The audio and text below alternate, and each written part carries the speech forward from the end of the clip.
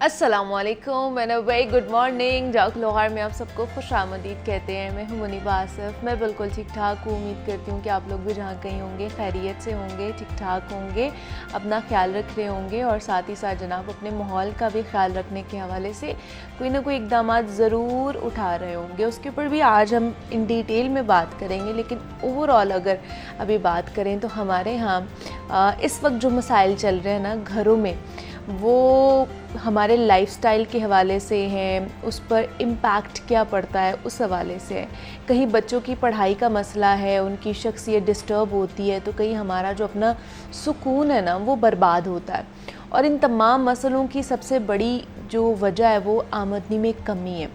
कम आमदनी की वजह से ना हमें आसाइशें मिलती हैं और ना वही सहूलियात जिनकी हम तवक्को कर रहे होते हैं वो हमें मैसर आती हैं। जब बार बार तवक्कात टूटती हैं ना, आपकी एक्सपेक्टेशंस टूटती हैं, तो क्या होता है कि इंसान फ्रस्ट्रेट हो जाता है और फिर हमारी नेचर ही ऐसी हो जाती है कि बात बात पर मसले बन जाते हैं, लड़ाई होती है, आप चिड़चिड़ापन का शिकार हो जाते हैं।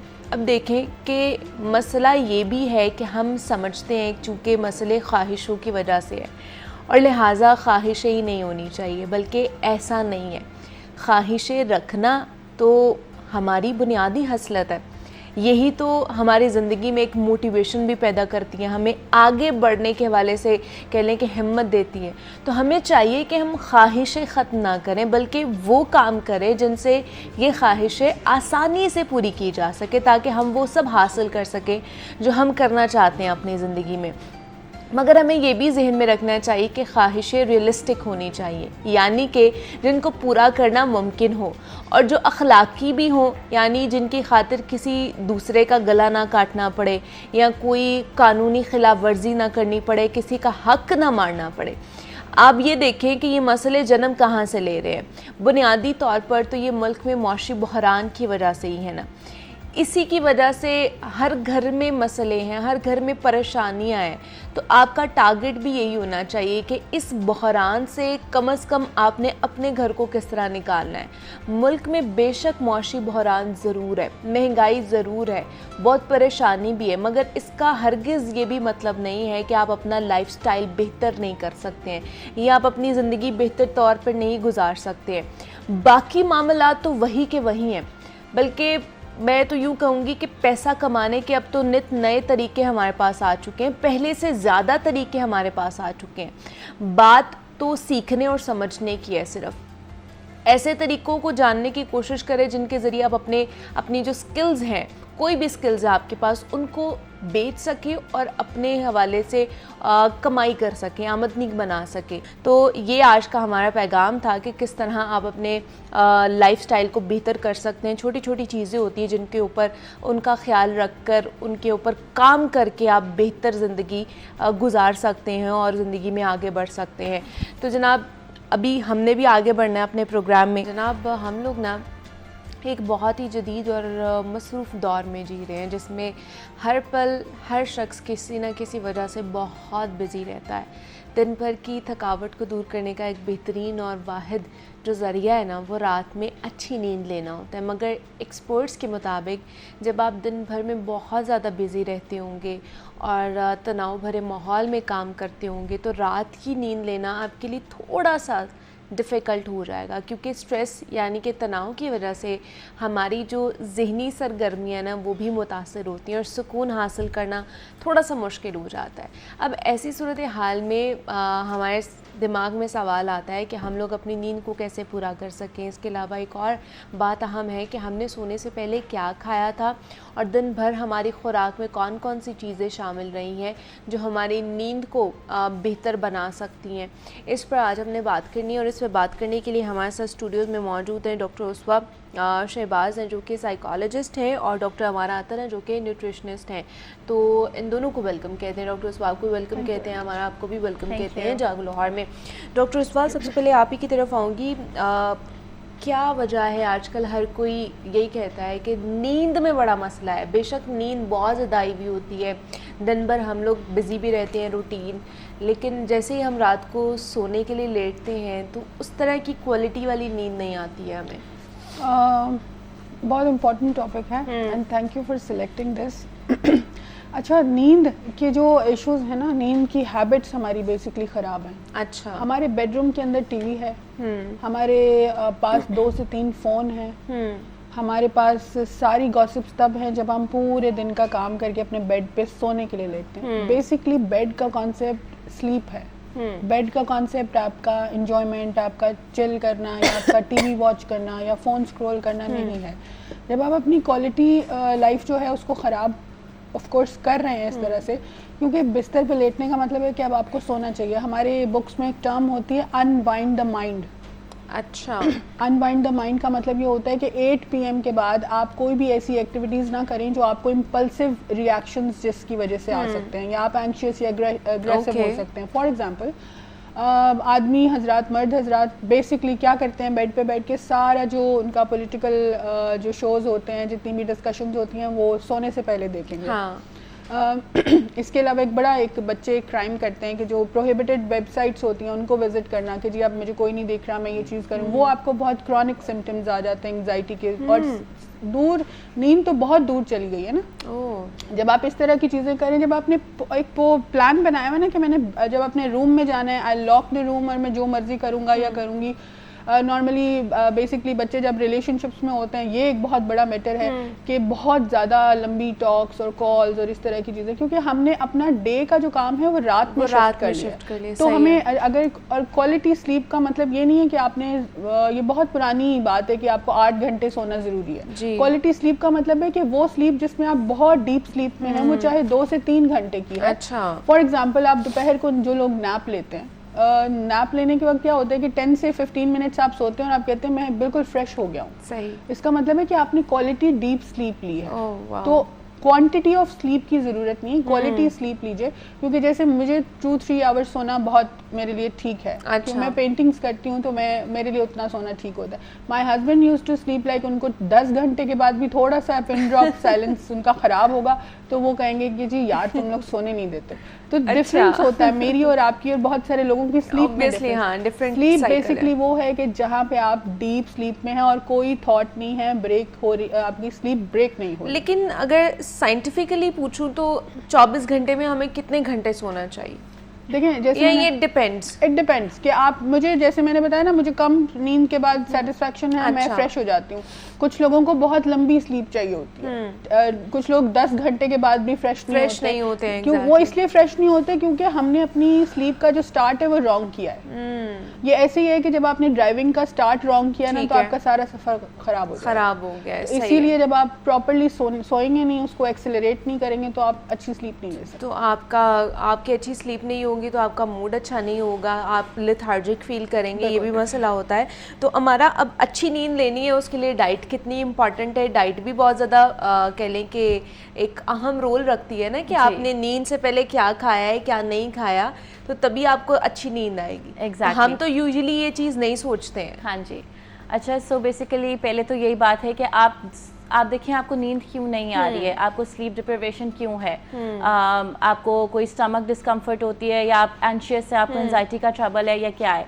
अब जैसे डॉक्टर साहिबा ने कहा, एक तो ये जो ब्लू लाइट हम जो फोन यूज़ करते हैं या LCD, इसकी वजह से आपके में एंजाइटी बढ़ती है और आपको आपकी आप स्लीप डिप्रिवेशन की तरफ जाते हैं। फिर आप रात के वक्त जो है बहुत स्पाइसी फूड खा लें या बहुत फ्राइड चीज़ें खा लें जो आपकी बॉडी पे थोड़ी हैवी हो जाएं, आपका लिवर उनको डाइजेस्ट ना कर पा रहा हो सही से, इस तरह की चीज़ें। या जो लोग रात को चाय पी लेते हैं, कॉफ़ी पी लेते हैं इमीडिएटली बिफोर बेड, तो ये चीज़ें आपकी जो स्लीप होती है उसके साथ इंटरफेयर करती हैं। तो ये है कि क्या करना चाहिए कि हमारी स्लीप अच्छी हो। एक तो आप अपने रिलैक्स, कूल एंड काम होके आप जब आपका बेड टाइम है तो आप अपना स्क्रीन टाइम बंद कर दें। ठीक है। आप अच्छी अब खुराक में क्या हो जाता है, कुछ लोगों को जैसे वार्म मिल्क अच्छा लगता है, पसंद है। Now there is a question कि पीना चाहिए कि नहीं पीना चाहिए। कुछ लोगों के लिए जो लैक्टोज इंटॉलरेंट होते हैं उनको ऑब्वियसली नहीं, या कुछ लोगों में ब्लोटिंग हो जाती है, गैसिनेस हो जाती है, उनको अवॉइड करना चाहिए। वरना वार्म मिल्क हल्दी के साथ जिन लोगों को सूट करता है उनके लिए बहुत अच्छा है। फिर हमारी बॉडी में एक एमिनो एसिड होता है ट्रिप्टोफैन। ट्रिप्टोफैन रिच फूड्स लेने चाहिए। ये क्या करता है, हमारी बॉडी में ना एक स्लीप हार्मोन है मेलेटोनिन। मेलेटोनिन को ये ना उसकी जो प्रोडक्शन है हमारी Regulate बॉडी करता है में, ना? हाँ उसकी रेगुलेशन करता है, जिसकी वजह से हमारी स्लीप बहुत अच्छी होती है। सो Okay. Like tryptophan rich foods क्या है, बनाना वैसे ही आपको अच्छा। पता है पोटेशियम में रिच होता हाँ। है, मिल्क में ट्रिप्टोफैन बहुत ज़्यादा होता है, देन Okay. कैल्शियम भी बहुत ज़्यादा होता है, वो आपके लिए वैसे भी अच्छा है। चेरीज, जिनको मीठा पसंद है, आपसे मीठा अवॉइड नहीं हो रहा, आप डार्क चॉकलेट की तरफ चले अच्छा। जाएं। उसका थोड़ा सा कैफीन कंटेंट ज़्यादा होता है, बट वो उसमें ट्रिप्टोफैन बहुत ज़्यादा होता है, तो Okay. वो उसको ठीक कर लेती है। फिर जब हम लोगों ने सोना होता है ना, हमारी बॉडी की वो हीलिंग फेज होता है, हमारी बॉडी का एक नेचुरल हीलिंग मैकेनिज्म है जो कि स्लीप है।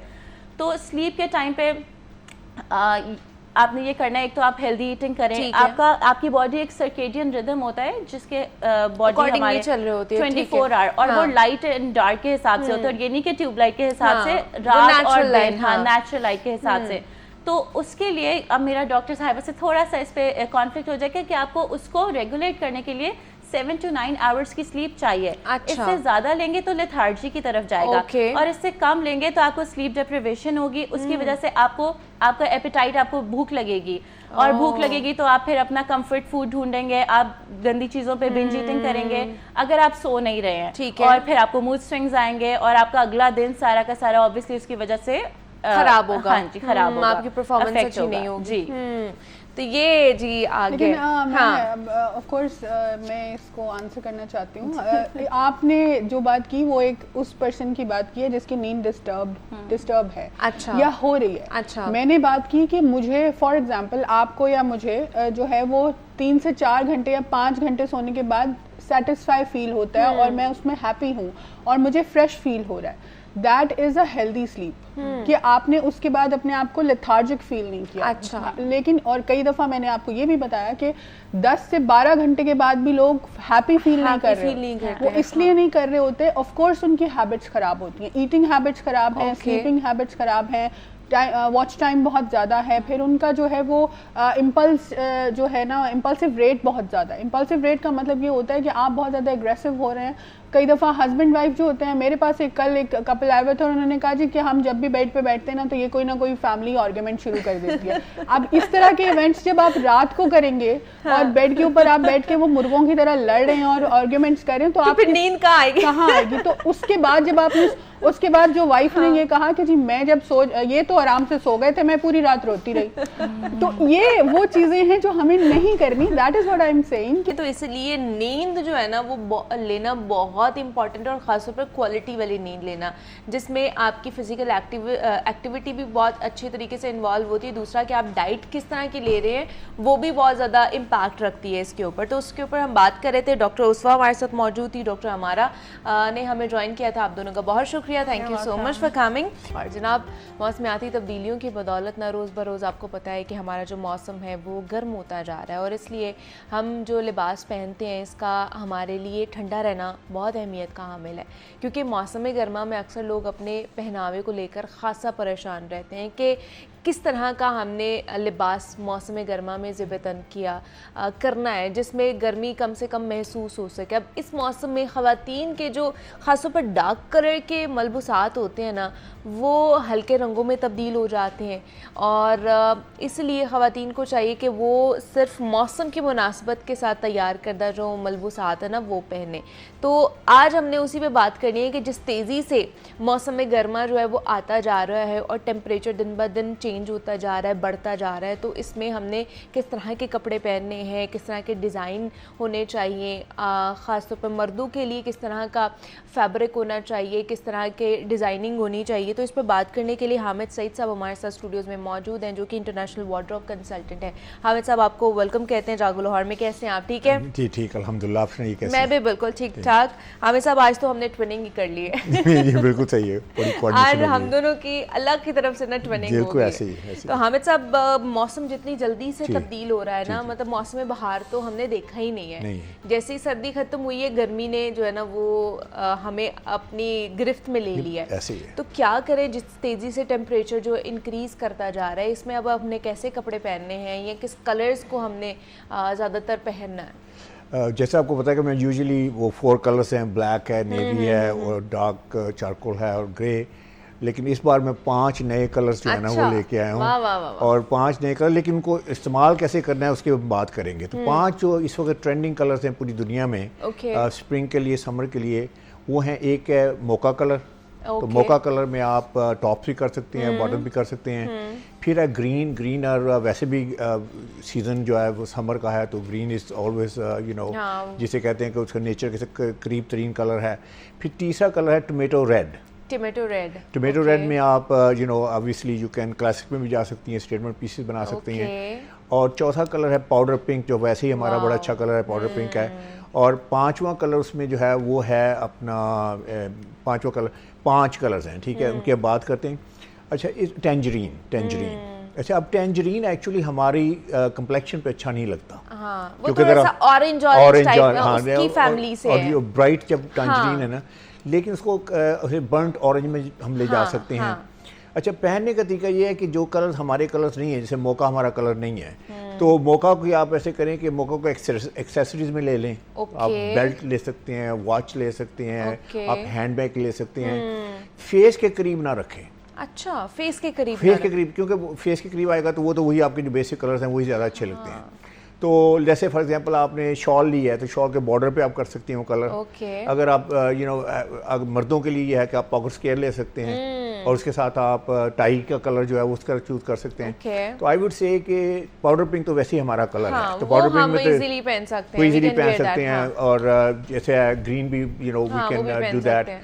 और टोमेटो रेड भी एक्चुअली हमारा कलर है, ओके। लेकिन ये है कि समटाइम्स टोमेटो रेड बड़ा ओवरवेलमिंग कलर हो जाता है। अगर आप पूरा ड्रेस पहने तो हाँ, कैरी वो करना ज्यादा ज़रा ही मुश्किल है, टोमेटो लगना शुरू हो जाता डर है। लगना शुरू हो जाता है, या बहुत ही पावर लगनी चाहती है। एक्चुअली पावर की बात करते हैं तो इस वक्त ना वुमेन के लिए एक होती है फेमिनिन पावर, तो वो सुना हुआ है आपने सारा। जी जी।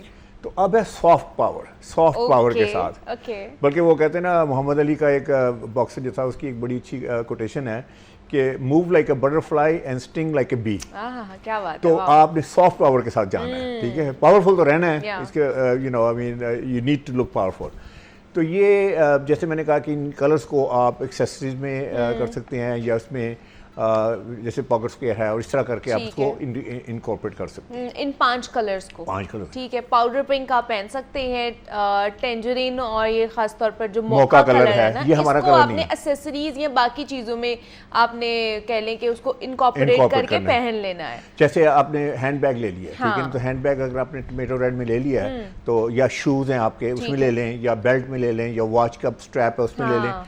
तो वो सारी वो कलर तो आ जाता है उसमें आपकी पूरी आउटफिट में। तो आप ऐसे करें कि जो ट्रेंडिंग कलर्स हैं उनको इस तरीके से अपने कलर के साथ आप मिक्स एंड मैच अच्छा, कर सकते इस हैं। दफा गर्मी बहुत ज्यादा पड़ेगी हामिद साहब, मतलब पिछले सालों के डरा रही हैं। निस्बत मैं डरा नहीं रही, ये हमें डरा रहे हैं जो इदारे, वो जो मौसम चेक करते हैं खास तौर पर मेट वाले, क्योंकि अभी देखें 38 39 अभी जा रहा है, अप्रैल में जा रहा है, तो जून जुलाई में क्या ही हाल रोस्ट ही होंगे हम लोग। एग्जैक्टली। तो इतनी ज्यादा ब्राइट लाइट में और सूरज की रोशनी में कलर्स ये वाले अच्छे लगेंगे? इनको देखिए, हमें जी। करना जरूरी है, मतलब अच्छा लगेगा?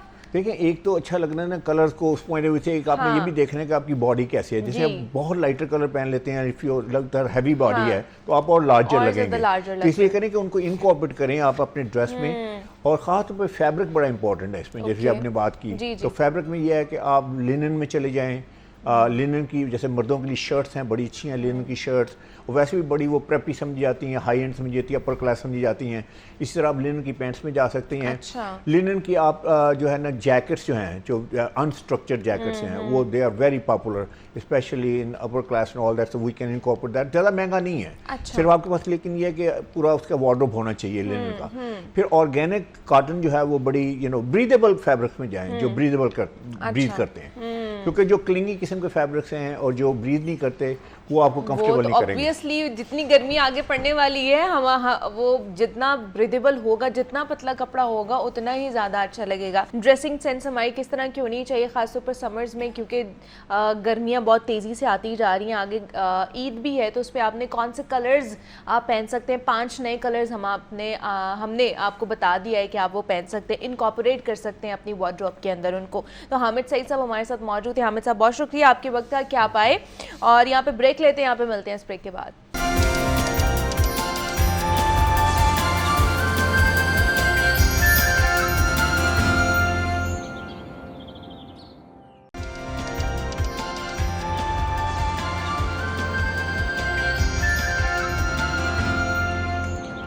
वेलकम बैक टू जागो लाहौर। जनाब, एक्साइज डिपार्टमेंट की लापरवाही की वजह से ना शहरियों को उनकी गाड़ियों के नंबर प्लेट्स ताहाल नहीं मिल सकी और महकमा एक्साइज के दफ्तर में हज़ारों गाड़ियों की नंबर प्लेट्स लावारिस बिखरी पड़ी हैं, जिन्हें मालिकान तक पहुंचाने की बजाय गैर ज़रूरी तौर पर रोक कर रखा गया है और मुनासिब देखभाल ना होने की वजह से कई नंबर प्लेट्स जो हैं वो इस वक्त ख़राब भी हो चुकी हैं, जिससे जो सरकारी वसाइल हैं उनका ज़िया हो रहा है। और कई शहरियों ने ये इल्ज़ाम भी आयद किया है कि नंबर प्लेट्स के इजरा के एवज़ रिश्वत तलब की जा रही है और जो लोग रिश्वत अदा नहीं कर रहे हैं, मना कर रहे हैं रिश्वत देने से, उन्हें बार बार एक्साइज दफ्तर के चक्कर लगवाए जा रहे हैं।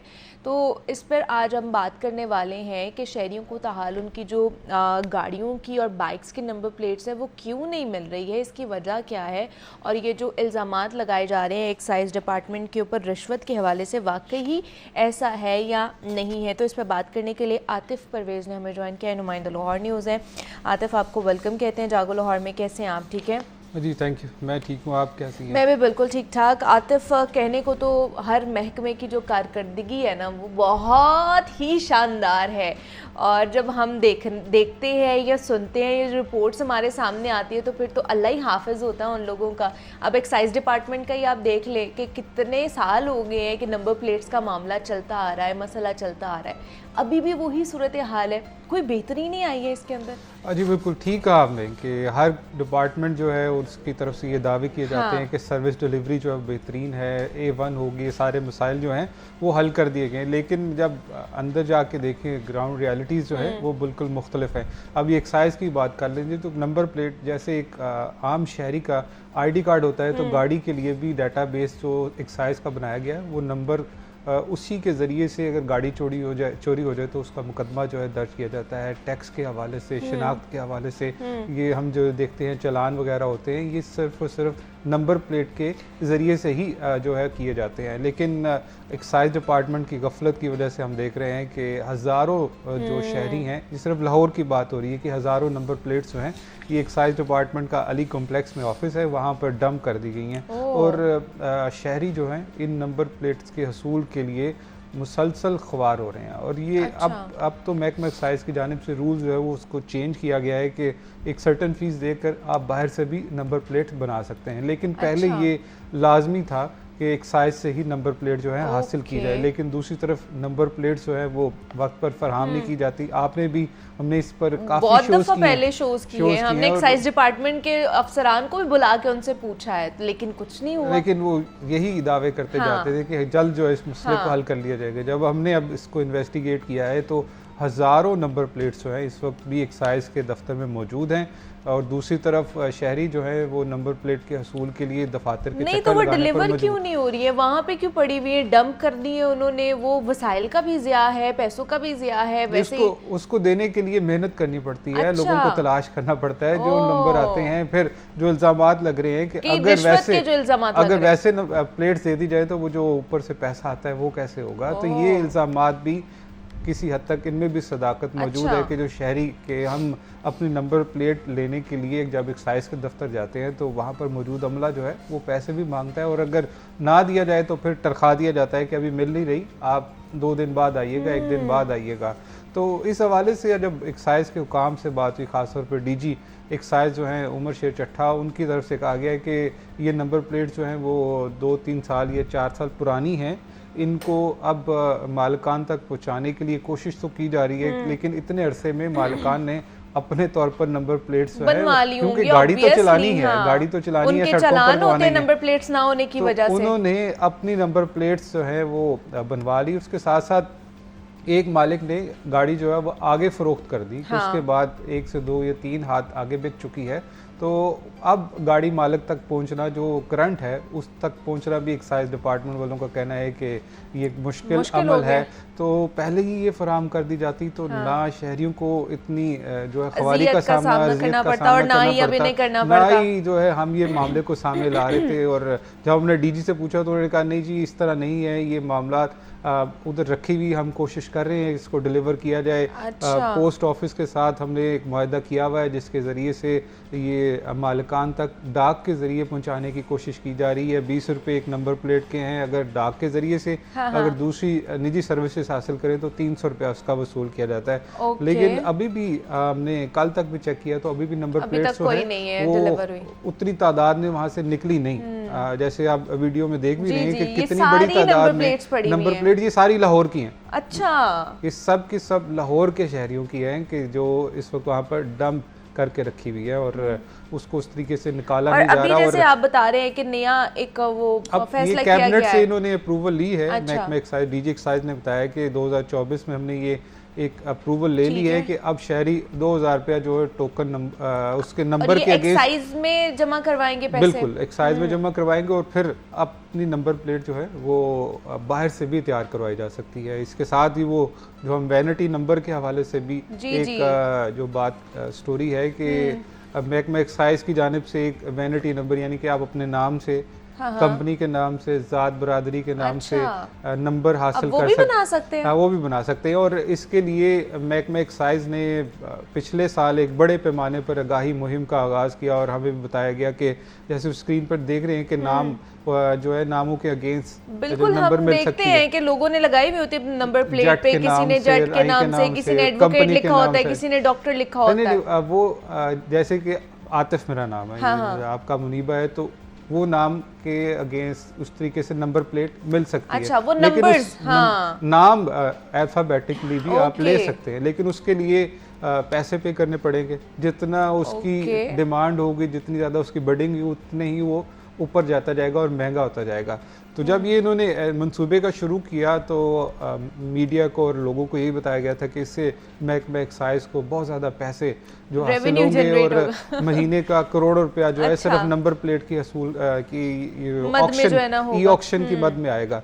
लेकिन ये अब 4 से 5 महीने हो चुके हैं और अभी तक उतने नताइज नहीं आ सके। चंद करोड़ ही महकमा एक्साइज जो है वो जमा कर सका है। और जब पहले मोटर ब्रांच के हवाले से बताया जाता था कि सिंध में ये बड़ी कामयाबी से स्कीम चल रही है, वहाँ पर एक नंबर जो है वो 1 करोड़ का भी बिका है, तो वहाँ पर ख़रीदने वालों ने पैसे खर्च किए। लेकिन इधर लाहौर में और पंजाब में ऐसा अभी तक महकमा एक्साइज को उतने फंड्स हासिल नहीं हुए, उतने रेवेन्यू हासिल नहीं हुआ। लेकिन अब कोशिश कर रहे हैं कि उसको ज़्यादा से ज़्यादा आगाही दी जाए। लोग जो है इस हवाले से, क्योंकि शौकीन मौजूद हैं, अपनी मर्ज़ी के नंबर हासिल करने के लिए लोग पैसे खर्च करते हैं। लेकिन महकमा एक्साइज को पंजाब में उस तरीके से अभी रिस्पॉन्स नहीं आ रहा और ये मंसूबा उस तरीके से ऊपर नहीं जा रहा, ये उस तरीके से रेवेन्यूज जमा नहीं हो रहे। तो मतलब एक नया इनिशिएटिव भी लिया गया था ताकि रेवेन्यू इकट्ठा किया जाए, लेकिन इसमें भी उस हद तक कामयाबी नहीं मिल पाई है एक्साइज डिपार्टमेंट को कि वो रेवेन्यू जमा करे। दावे यही किए गए थे कि महीने में करोड़ों और नंबर जो है वो बड़े बड़े महंगे बिकेंगे, लेकिन शायद लोग यहाँ जो पे है शायद अब वो शौकीन मिजाज लोग रहे नहीं। शौकीन मिजाज तो इधर भी मौजूद है, लेकिन शायद महकमा एक्साइज उस तरीके से लोगों को आगाही नहीं दे सका। एक पहले रवायती तरीका होता था कि जो फिजिकल ऑक्शन होती थी कि हर महीने जो है वो लोग आते थे अपनी मर्जी का नंबर हासिल करने के लिए बिड्स करते थे। लेकिन अब ये ई ऑक्शन की तरफ चला गया है, तो उस ऑनलाइन चला गया तो लोगों को इतना पता नहीं उस तरह नहीं। और महकमा एक्साइज वाले भी कह रहे थे कि हम रवायती तरीके से जो पहले फिजिकल ये ऑक्शन होती थी उसकी तरफ जाएंगे, ताकि महीने में या 2 महीने बाद एक ये फिजिकल ऑक्शन की जाए ताकि लोगों का इसमें ज़्यादा से ज़्यादा इंटरेस्ट डेवलप हो और महकमा एक्साइज को भी इस स्कीम से करोड़ों रुपया जो है वो हासिल हो सके। लेकिन अभी ये इसकी मद में जो इन्होंने डंप किए हुए हैं, इसकी मद में जो इतने पैसे ज़ाया हो रहे हैं, ये भी करोड़ों रुपए ही लगे होंगे ना इसके ऊपर भी, तो अब इसका क्या करना है एक्साइज डिपार्टमेंट? बिल्कुल, ये अभी तक उनके पास भी कोई प्लान जो महकमा एक्साइज के पास नज़र नहीं आता। मुझे तो यही लगता है कि इसी तरीके से डंप कर दी जाएंगी, क्योंकि जिनकी ये नंबर प्लेट्स हैं वो तो 3-4 साल पहले उन्होंने लगवा ली होंगी, क्योंकि उनको भी तो जुर्माने चालान होते हैं। ये कहा जा रहा है जी कि कॉन्ट्रैक्टर ने इसको लेट तैयार करके दिया, ताखीर से पहुंचाई गई, जिसकी वजह से जो वो गाड़ी मालिकान तक ये नंबर प्लेट्स इनकी है वो पहुंचाई ना जा सकी। तो अब कोशिश ये कर रहे हैं कि डाक के जरिए से उनको पहुंचा दी जाए उनके एड्रेस तक, लेकिन दूसरी तरफ खुद ही ये कह रहे हैं कि अब मालिकान जो है वो बदल हो चुके हैं, तब्दील हो चुके हैं। वैसे आइडियली कितनी देर लगती है महकमा एक्साइज को कि वो एक नंबर प्लेट जो है वो गाड़ी के मालिकान तक पहुंच जाए? देखिए कितना टाइम दरकार 10 से 15 दिन मैक्सिमम हो जाने अच्छा। चाहिए, इससे ज़्यादा तो नहीं होने चाहिए। लेकिन यहाँ पर तो 3-3, गाड़ी 4-4 मालिकान साल को के हैं। साल और महीने जो है बल्कि सालों इंतज़ार हाँ। करना पड़ा। अब ये जो हमने वहाँ पे चेक किया 2014, 15, 16 तक की जो अच्छा, नंबर प्लेट्स वो भी भी वहाँ पड़ी पर हुई थी। मौजूद थी, ओके। जो अब गाड़ी मालिकान को नहीं दी गई। उसमें बहुत सारी गाड़ियाँ जो अब चोरी भी हो चुकी हैं, ऑब्वियसली हाँ, कई के एक्सीडेंट हो बेची चुके जा हैं, वो चुकी होंगी। एक्सीडेंट हो चुका है, वो वैसे ही जो है पेरिश हो चुकी है। और लेकिन जो उनका हक था गाड़ी वो तो मालिकान उनको को, नहीं वो उनको पहुंचा। नहीं मिल सका। और इसमें महकमा एक्साइज जो है उसकी गफलत है, संगीन गफलत है कि वक्त पर ये नंबर प्लेट्स जो है वो डिलीवर कर दी जाती है। या 2024 में जो रूल पास करवाया गया कि कैबिनेट से कि अब शहरी अपने तौर पे नंबर प्लेट्स तैयार करवा सकते हैं, ये पहले ही तैयार करवा दिया जाता ताकि तो पहले लोगों ये को सारे- इतनी खबारी ना होती, लोग इतने परेशानी का अजियत में ना मुब्तला होते। तो अब ये नए रूल जो है वो तो नाफिज कर दिया गया है, लेकिन ये इतनी नंबर प्लेट जो हज़ारों पड़ी हैं, इनके हवाले से अभी तक महकमा एक्साइज के पास कोई हिकमत अमली नहीं है कि कैसे इनको ठिकाने लगाया जाए या मालिकान तक पहुँचाया कैसे जाए। पहुंचाया जाए। अच्छा, दूसरा ये सिर्फ रूल्स नए आए हैं, ये सिर्फ उसके लिए है गाड़ी की नंबर प्लेट के लिए या बाइक की नंबर प्लेट के लिए? दोनों के लिए, दोनों के लिए है कि अब डीजी एक्साइज ने बताया कि 2024 में हमने ये कैबिनेट से रूल अप्रूव करवाया है ठीक कि आपने सिर्फ नंबर जो है उसके लिए फीस देनी है, नंबर प्लेट्स जो है आप बाहर से मार्केट से बनवा तैयार करवा सकते हैं वो। लेकिन उसके लिए भी एक नमूना नंबर प्लेट है कि इस तरीके से ये डिजाइन की होनी चाहिए। नहीं तो हम तो ये देखते हैं कि हाँ, वो हर डिफरेंट किसी डिजाइन ने की बनी हुई होती है और इस- कलर्स भी डिफरेंट होते हैं ना। हाँ, ये होती है। इसके ऊपर भी एक्साइज जो है वो गाहे बगाहे मुहिम शुरू करता है और बताता है कि हम गैर नमूना नंबर प्लेट्स जो हैं वो हटा रहे हैं और उनके खिलाफ जिन्होंने लगाई हैं उनको कार्रवाई करेंगे। लेकिन ये हम देखते हैं कि इनकी तादाद जो है वो कम होने की वजह ज्यादा हो रही बढ़ती है। जा रही है। कि हर कोई अपनी मर्जी से कलर का इंतखाब करता है, डिज़ाइन का इंतखाब करता है, ऊपर कोई प्रोफेशन लिखवाता है, कोई ज़ात बरादरी लिखवाता है, तो ताकि शायद पुलिस पर भी रोक पड़े। और इसके लिए ये शहर में इस तरह की डिफरेंट नंबर प्लेट, तो ये इस गैर तरह नमूना की नंबर प्लेट्स इनके खिलाफ कर रहा है एक्साइज कार्रवाइयां कर रहा है एक महीना ऑपरेशन? पहले इन्होंने जो कोई 15 दिन तक कार्रवाई की थी। अच्छा। लेकिन उसके बाद फिर ये सिलसिला रुक चुका है। ओके, लेकिन ये तो सिलसिला जो है ये वो तो मुसलसल continuous रहना चाहिए, कंटिन्यूस जो हाँ। है प्रोसेस होना चाहिए कि गाड़ियों को रोक कर और जो गैर नमूना नंबर प्लेट्स हैं उनको हटाया जाए। लेकिन शायद एक्साइज के पास अमले की शॉर्टेज है या ओवरबर्डन है, जिसकी वजह से ये एक सर्टेन पीरियड तक रहता है, 10-15 दिन या 20 दिन। उसके बाद जो है इसको इस मुहिम को ख़त्म कर दिया जाता है, रोक दिया जाता है। मतलब ये एक कॉन्टिन्यूस प्रोसेस होना चाहिए, ऑपरेशन होना चाहिए जिसमें गैर नंबर प्लेट जो नमूना है, गैर नमूना नंबर प्लेट्स जो हैं उनके खिलाफ ऑपरेशन होना चाहिए ताकि इस चीज़ को ज़्यादा से ज़्यादा कम किया जा सके। बल्कि ये कम होने की बजाय तो बढ़ती ही जा रही हैं। आप भी डिफरेंट चीज़ों को देखते होंगे, नंबर प्लेट्स को सड़क पर जाते हुए देखते होंगे, तो देखते हैं कि आने वाले दिनों में इस हवाले से क्या होता है। लेकिन आपको लगता है कि मसाइल हल होने वाले हैं अनकरीब के? नहीं, तो उम्मीद की जा सकती है, लेकिन जिस तरह के हालात हैं वो लग नहीं रहे। 100% तो तब्दीली जो है वो मुमकिन नज़र नहीं आ रही। उम्मीद यही की जाती है कि आने वाले दिनों में कुछ लेकिन क्या एक्साइज डिपार्टमेंट क्या आता है, आपको क्या लगता है कि प्लानिंग में कहीं फुकदान आ जाता है या किस चीज़ का फुकदान आता है इनको? देखिए, एक तो ये ओवरबर्डन है, अ, शॉर्टेज है, शॉर्टेज भी है अमले की, अच्छा। स्टाफ की भी है, क्योंकि जो मोटर ब्रांच वाले हैं कि उनको और भी जिम्मेदारियां दे दी जाती हैं। तो फिर जब वो सड़कों पर मौजूद हैं तो पीछे दफ्तर का काम रुक जाता है। तो फिर ये प्रोसेस जो है इसके लिए एक अलग से टीम होनी चाहिए कि जो जाकर जो गैर नमूना नंबर प्लेट्स हैं, जो अनरजिस्टर्ड गाड़ियाँ हैं और जो टोकन टैक्स ना दहिंदा हैं, उनके खिलाफ जो है एक मुसलसल जो है कार्रवाई करते रहें। और इससे महकमा एक्साइज को जो टोकन टैक्स ना दहिंदगान से वसूलियाँ हैं उसका रेवेन्यू है वो भी वक्त पर आ जाएगा। अब ये महकमा एक्साइज के अपने ही अदाद शुमार हैं, कुछ 7 अरब रुपए सिर्फ लाहौर में जो टोकन टैक्स ना दहिंदगान ने देने हैं गाड़ियों के। तो ये एक मुहिम अगर चलती रहे तो महकमा एक्साइज को इससे जो ये पेंडिंग मामलात हैं, ये जो वाजिबात हैं इसको जमा किया जा सकता है और रेवेन्यू जो है वो बढ़ाया जा सकता है। तो अगर ये अमला जो है उनका पूरा हो जाए तो मेरे ख्याल से ये तमाम तर जो मसाइल हैं जो कि एक्साइज डिपार्टमेंट को फेस करने पड़ते हैं ये भी हल हो जाए, और एक्साइज डिपार्टमेंट की वजह से जो शहरियों को फेस करने पड़ते हैं ख़ासतौर पर नंबर प्लेट्स की वजह से जो कि उन तक नहीं पहुंचती हैं, ये भी मामलात बेहतर हो जाए। तो इस हवाले से आतिफ परवेज़ हमारे साथ मौजूद थे, हमें अपडेट कर रहे थे। Atif, thank you so much. Break लेते हैं, यहाँ पे मिलते हैं इस ब्रेक के बाद।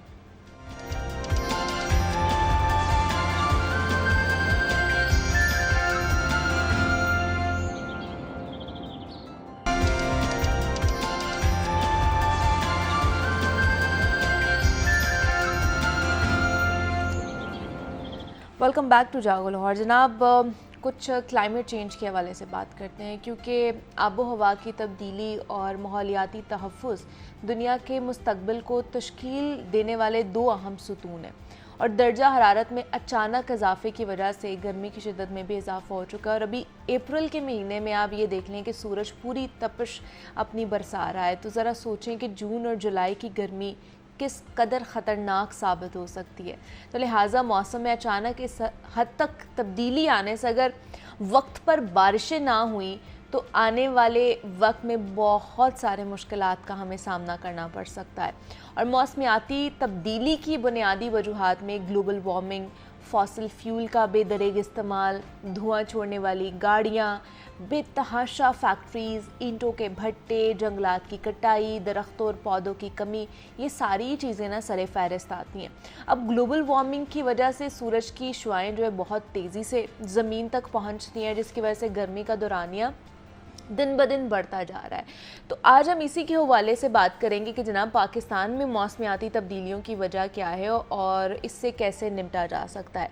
तो इस पर बात करनी है हमने। इस पर बात करने के लिए डॉक्टर मुनव्वर सिद्दीकी साहब हमारे साथ स्टूडियोज़ में मौजूद हैं, जो कि जब भी कोई प्रेडिक्शन करके जाते हैं ना मौसम के हवाले से, ख़ास तौर पर क्लाइमेट चेंज के हवाले से, तो वो कहीं ना कहीं दुरुस्त साबित होती है। तो आज से 4 साल पहले डॉक्टर साहब आपने एक प्रेडिक्शन की थी कि 5 साल बाद जो है ना वो लाहौर जैसा अजीरन हो जाएगी। तो ये चौथा साल है उस प्रेडिक्शन का। तो मतलब आप देख सकते हैं कि मौसम की क्या सूरत हाल है और किस साइड पर हमारा मौसम जाता जा रहा है। तो क्या कहेंगे इसके ऊपर डॉक्टर साहब? देखिए, जिस तरह आपने शुरू में इंट्रो में कहा ना कि मौसम तब्दील हो रहे हैं, मौसम अब तब्दील नहीं, मौसम अब तबाह हो रहे हैं, नंबर 1।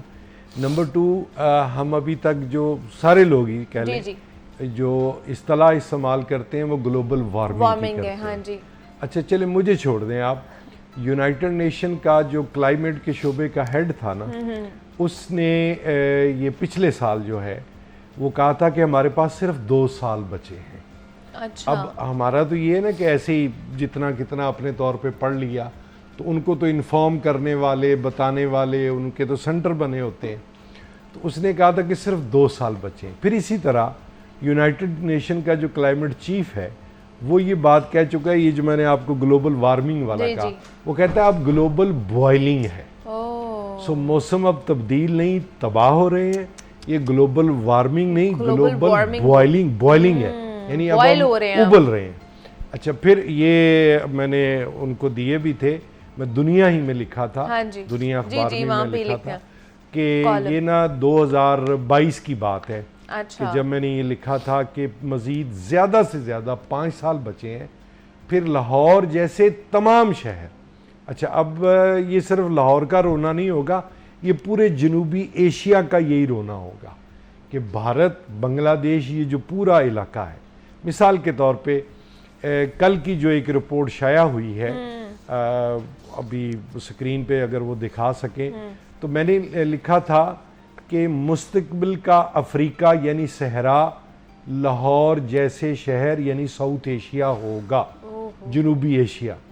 और मैडम, कल की एक इंटरनेशनल साइट की ये रिपोर्ट है कि इंडिया दाई नेम, इंडिया जिसका नाम है सहारा दाई फील, कि ये अब जो फील तुम करते हो वो अब सहारा यानी दुनिया का जो सबसे बड़ा सहरा है, तुम्हारी हालत वो हो चुकी हुई है। यानी अब जनूबी एशिया बाज़ाब्ता तौर पे छोड़ दें, मैंने लिखा तो मैं प्रोफेसर हूँ, मेरा काम है, हक अदा करता हूँ मैं, तो उसके अंदर अब ये देखिए, अब ये जो स्क्रीन शॉट्स आपने चलाने शुरू किए हैं, तो ये वो अब हल आपने पूछा, तो ये आप तस्वीरें देख रही हैं, ये तस्वीरों में ना अब इसका हल ये है कि आप देखें रस्सियां बांधी हुई, ये देखिए, ये अब आ गया, ये रेड आ गया, तो रेड जो अफ्रीका है वही रेड आपका जनूबी एशिया भी हो चुका हुआ है। अच्छा, अब आप ये छत की तरफ जाए ना, हाँ ये रस्सियां इसलिए मैंने बांधी हैं कि अब ये रिकॉर्ड हो गया। अब मैं आऊंगा सितंबर के मिड में आपके पास। अच्छा, तो आप देखिएगा कि ये एक तस्वर है 99 एस्टेट के नाम से हमने पेश किया है कि जब ये देखें, ये जो एक मतलब बिल्डिंग है, जिस तरह नजर आ रही है, उसके बराबर जब टहनियां आई हैं तो मैंने रस्सियां बांध के उन्हें मजबूर कर दिया है कि वो छत के साथ लग जाए। अच्छा, अब इससे क्या होगा कि वो जो छत है ना, वो छत उतनी हीट एब्जॉर्ब नहीं करेगी, और कम से कम मैं अपने घर का दर्जा हरारत जो है ना वो बैलेंस, मेरा टारगेट है ये, जस्ट लाइक मसनूई बारिश वाला एक प्रोजेक्ट है चले कि आपके वो लोग जिनके घरों में जगह है, कम से कम जितना अरसा आप अपने घर में रहते हैं उतना अरसा हीट और आलूदगी से बचे, और हर चीज में हुकूमत का इंतजार। आपने तो वो एहतमाम कर लिया है घर में, वो टहनियों को अपने घरों के साथ, तो ये जिन जिन के घरों में भी पौधे या वो लगे हैं वो सबको ये कर लेना चाहिए। देखिए, बात ये होती है कि प्रोफेसरों का काम ये होता है कि वो मुश्किलात का हल बताएं। ठीक है, तो this is one of the solutions. तो ये क्या वो टहनियों को अपने छतों के साथ बांध लें या क्या करें? देखिए, ये एक बिल्डिंग है मिसाल के तौर पे, यहाँ मैंने पौधा लगाया। जब पौधा छत के बराबर आया तो जब ग्रीन छड़ी होती है ना, तो उसमें 6 फुट तक फ्लेक्सिबिलिटी होती है। उस फ्लेक्सिबिलिटी के साथ उसका रुख छत की तरफ करते हैं। उससे ये होगा कि आपकी छत जो है वो कवर हो जाए। तो कम से कम मतलब अगर मैं जाहिर है बाहर जाता हूँ उतनी देर ना, जितनी देर मैं घर में रहूंगा उतनी देर तो हो ना। तो ये एक मॉडल पेश करने की हम कोशिश कर रहे हैं, और इस पर इन दरख्तों पर काम करते हुए मुझे 3.5 साल हो गए, और अभी 1 साल और ये गर्मी और अगली गर्मी लगेगी। तो फिर ये होगा कि जिस तरह मैंने बताया कि 99 एस्टेट हमने इसका नाम रखा है। तो अब ये तस्वर पेश करना होता है ना कि मिसाल के तौर पे इसी तरह एक और हाउसिंग सोसाइटी है लाहौर में, अब मुझे उनका नाम याद नहीं, शायद पार्क लेन है कि पार्क, उनके मालिक का दावा है कि जी हमने मेकावाती की तरह ना फॉरेस्ट लगाए हैं। तो आपको करना ये होगा कि जो नई हाउसिंग सोसाइटियां बने उनको कंपेल करें, मजबूर करें कि वो जो पार्क छोड़ें, और इसी तरह गलियों का साइज इतना हो कि उसके अंदर जो दरख्त हैं वो लगे। अगर ऐसा नहीं होगा तो ये तबाही जो है ना, अब मतलब क्या मैं कहूँ, फिर वो लोग कहते हैं जी कि बातें बड़ी ख़तरनाक है, तो मैं तो ज़िम्मेदार नहीं हूँ ना। अब आप एक मरीज़ लाए हैं, बताएं, मसलन वो जब 5 साल पहले लिखा, तो आप यकीन करें कि वज़ीर आज़म कैबिनेट में एक बंदा बैठता था, वो मुझे मिलने आ गया। नहीं, तो जब ये 5 साल पहले आपने ये प्रेडिक्शन लिखी थी कि 5 साल बाद ये होगा, तो वो पूछने आए थे आपसे? एक ही बंदा पूछने आया था? उसके साथ दी गई, तो उसने अपना तारुफ कराया। अच्छा, कि जी मैं एडवाइजर हूँ, बाहर का पढ़ा रही लोग, यंग फेलो। मैंने कहा जी, कहता जी आपने ये बात बहुत खतरनाक की है। अच्छा, यानी तकरीबन उसने कहा जी गलत बात की। मैंने उन्हें बैठाया, ठीक है, चाय पानी के बाद मैंने उन्हें 1 से 1.5 घंटा ब्रीफिंग दी। ब्रीफिंग के एंड पे उनके भी सर झुके हुए थे। मैंने कहा जी ये सारी ऑब्जर्वेशन है, मैं प्रोफेसर हूँ, मेरा ये काम है। तो मिसाल के तौर पे मैं आपको इंडिकेटर देता हूँ कि जी आपको कैसे पता। मेरे घर के अंदर पौधे लगे हुए हैं, तो एक मक्खी होती है, बड़ी मक्खी होती है। तो मैं 1 दिन 2 दिन जब गुजरा ना, तो गूं गूं की आवाज़ आई। तो मैंने कहा ये पहले नहीं होता था। अच्छा, फिर मैं रुक गया, बैठा, तो फिर मैं और मेरा माली इस नतीजे पर पहुंचे कि अब गर्मी इतनी ज़्यादा हो गई है कि ये मक्खियां भी ठंडी जगह पर पनाह लेने पर मजबूर हो चुकी हैं। इसी तरह घर के अंदर एक पौधा लगा हुआ है, तो उसके ना पिछली स्मॉग में पत्ते डेड हो गए। अच्छा, तो यही इंडिकेटर्स होते हैं, यही सिम्टम्स होते हैं। इसी तरह आप ये जो आप नक्शा आपकी स्क्रीन पे इस वक्त चल भी रहा है रेड वाला, कि इस वक्त यानी बंजर और बहरान वाले इलाके का दूसरा नाम होता है सहरा। जी बिल्कुल, सहरा जब ज़हन में आता है तो अफ्रीका का बड़ा सहरा। तो अब ये कल की रिपोर्ट है इंटरनेशनल साइट की कि इंडिया जो तेरा नाम है, असल में तेरा नाम सहरा यानी अफ्रीका हो चुका है। अब वो कॉलम भी मैंने दिया हुआ है, जी, दुनिया में ही छपा हुआ है, तो उसमें मैंने 4-5 साल पहले, 21 है, 4 साल पहले ये लिखा हुआ है कि एक वक्त आएगा कि इस खित्ते को, अच्छा अब ये बात अगर आपको डरावनी लगती है, खतरनाक लगती है, तो मेरी हमदर्दी आपके साथ है। चलें जी, ये कुछ चीज़ें हैं जो डॉक्टर साहब हमें बता के जा रहे हैं जो आप गर्मियों के मौसम में बेहतर कर सकते हैं। दरख्तों का ज़्यादा से ज़्यादा कह लें कि लगाएं, प्लांटेशन करें ताकि हम अपने माहौल को साफ़ सुथरा भी बनाएं और उसको बचा भी सकें। अभी भी थोड़ा बहुत टाइम है हमारे पास। प्रोफेसर डॉक्टर मुनव्वर सिद्दीकी साहब हमारे साथ मौजूद है। डॉक्टर साहब बहुत शुक्रिया आपके वक्त था कि आप यहाँ पर आए। और जनाब अब कुछ बात कर लेते हैं हेल्थ मुलाजमीन के हवाले से जो कि पिछले कई दिनों से धरना दिए हुए हैं और जिसमें नर्सेज़ हैं, पैरामेडिक्स हैं, यंग डॉक्टर्स हैं, उनका हस्पतालों को ख़ासतौर पर सरकारी हस्पतालों की निजकारी के हवाले से ये मामला सामने आया है कि आउटसोर्स ना करने का मुतालबा है और मुजाहिरीन का ये कहना है कि जब तक हमारे मुतालबात मंजूर नहीं होते हैं हम धरना दिए रखेंगे। बातचीत भी चल रही है पंजाब हुकूमत के साथ इन लोगों की, लेकिन अभी तक एज सच कोई भी कह लें कि मामला तय नहीं पाए हैं। तो इस पर बात कर लेते हैं। मोहम्मद बिलाल हमारे साथ स्टूडियो में मौजूद हैं, उनसे बात करते हैं कि मामला कहाँ तक पहुँचा। बिलाल, आपको वेलकम कहते हैं जागो लाहौर में। बिलाल, क्या मामला है ये? ख़ासतौर पर सरकारी हॉस्पिटल्स की निजकारी का मामला है, धरना दिए हुए कितनी देर हो गई है? जी बिल्कुल, ये YDA की जानिब से, इसके साथ साथ जितने भी नर्सेज हैं, पैरामेडिकल स्टाफ हैं, जो BHU, DHQ, THQ में जो काम करने वाला अमला है, ये सारा इस वक्त सरापा एहतजाज है और आज तीसरा रोज़ है। अच्छा। ये धरना दिए बैठे हैं और इनकी जानिब से ये कहा यह जा रहा है कि गवर्नमेंट की जानिब से जो रिवैम्प जो BHU किए गए थे, जिसको बेसिक हेल्थ यूनिट कहते हैं, तो उनकी कारकर्दगी को बेहतर बनाने के लिए इन्होंने उसको आउटसोर्स किया। आउटसोर्स इन अ सेंस किया कि वो किसी जो डॉक्टर थे जो कि इस क्लिनिक को रन कर सकता था, उसको उसके हैंड ओवर कर दिया कि इनको जो बजट है ये गवर्नमेंट देगी, लेकिन ये अच्छे तरीके से उनको चला सकें। तो इसके बाद फर्स्ट स्टेप में तकरीबन इन्होंने 250 क्लिनिक्स जो थे वो दिए। फिर दूसरी शिफ्ट में तकरीबन 900 से ज़ायद जो क्लिनिक्स थे BHU, वो इनकी जानिब से आउटसोर्स किए गए।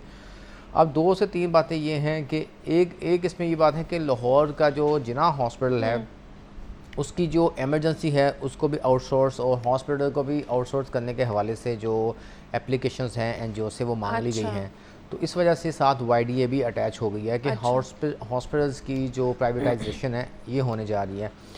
तो इस हवाले से जो गवर्नमेंट का स्टांस है वो ये है कि हम चीज़ों को बेहतर करने की तरफ जा रहे हैं, ना कि हम इसकी निजकारी कर रहे हैं। रात हमारी जो सूबाई वज़ीर सेहत हैं प्राइम मिनिस्टर कैंडी ख्वाजा इमरान नज़ीर, उनसे भी बात हुई तो उन्होंने कहा था यार एक तरफ तो ये है कि हम कहते हैं कि जी हमारा जो प्राइमरी सतह के जो सिस्टम है वो चल नहीं रहा, बहुत सारा टर्शियरी केयर पे आता है, टीचिंग हॉस्पिटल्स पे आता है। तो हमने जो प्लान किया था वज़ीर आला पंजाब मरियम नवाज शरीफ के विजन के मुताबिक कि हम इनको आउटसोर्स करते हैं, ये किसी डॉक्टर को देते हैं जो उसको रन कर सके, हम उसको पैसे देंगे, वो अपनी चीज़ों को बेहतरीन तरीके से चला सके। तो किसी भी एक जो होगा वर्कर उसको वहाँ से हटाया नहीं जाएगा, किसी की नौकरी नहीं खाई जाएगी और इनको जो कॉन्ट्रैक्ट पे मुलाजमीन जो होंगे उनको भी अगर वो अपनी सर्विसेज बेहतर करेंगे, ज़्यादा काम करेंगे, तो हम उनका कॉन्ट्रैक्ट भी बढ़ाएंगे, उनका जो पे स्केल है वो भी बढ़ाएंगे। तो इस किस्म की जो बातें हैं ये उनकी जानिब से की गई। तो हम किसी आउटसोर्स नहीं हो रहा, बल्कि ये एक अच्छे तरह सिस्टम को चलाने की कोशिश की जा रही है। लेकिन इससे नुकसान क्या है जिसकी वजह से डॉक्टर्स यहाँ पे पैरामेडिक स्टाफ नर्सेज जो हैं वो एहतजाज कर रही हैं? देखिए, उनको ये लगता है कि ये एक आउटसोर्स करने का पहला पायलट प्रोजेक्ट है, पहला प्लान है। अगर हमने उनको ना रोका तो ये लाहौर समेत पंजाब भर के तमाम हेल्थ सेक्टर को ही आउटसोर्स कर देंगे, बेच देंगे। ये उनके एक जहन में एक चीज़ बैठी है। तो देखें, इसको गवर्नमेंट को भी चाहिए था कि इसमें मतलब ये एटलीस्ट स्टेक होल्डर्स हैं कर लेते, इनको साथ बिठाते। और चूँकि वज़ीर आला पंजाब मरियम नवाज शरीफ हेल्थ के शुबे को लेके आजकल बहुत ज़्यादा एक्टिव हैं, तो इस तरह अभी चूँकि जिस तरह जिना हॉस्पिटल की एप्लीकेशन मांगी गई हैं, तो अगर वो आउटसोर्स होता है या वो जाता है तो फिर तो ये एक सवालिया निशान होगा।